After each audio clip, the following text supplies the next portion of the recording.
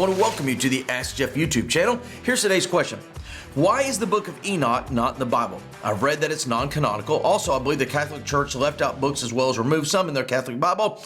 Was that one of them? Well, when you're talking about Bibles, obviously, per the question, you have what we typically refer to as a Catholic Bible, a non-Catholic Bible.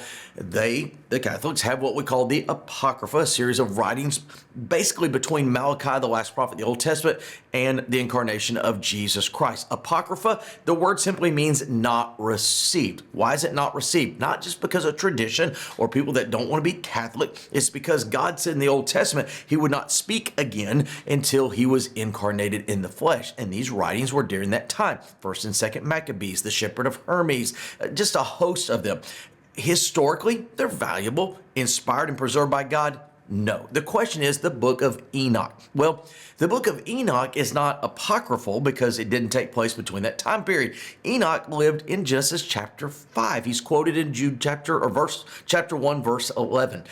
Why is that all important? Is because it is a non-canonical book, much like the book of Gad, the book of Kings, the book of Jasher.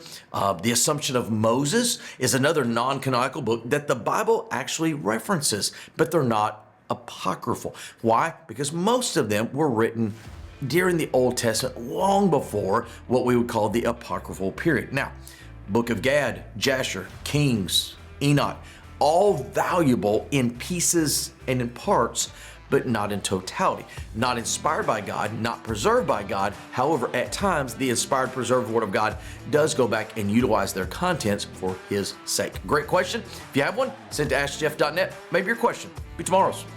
Thank you so much for being a part of our daily question here at the Ask Jeff YouTube channel. I want to encourage you on a few things. Number one, if you have a question to ask, submit it to AskJeff.net. Eventually, we'll get around to your question. Secondly, we'd encourage you to subscribe. That way, each and every day, Monday through Friday, you get a reminder of our question of the day. And last but not least, I want to remind you that on Wednesday evenings, live at First Baptist Church of Opelika, fbcopelika.com, we do a solid hour of Ask Jeff where we dig into the questions more than just 60 or 90 seconds. Sometimes we take the entire hour. All that being said, AskJeff.net is where you submit a question to this channel each and every day, Monday through Friday.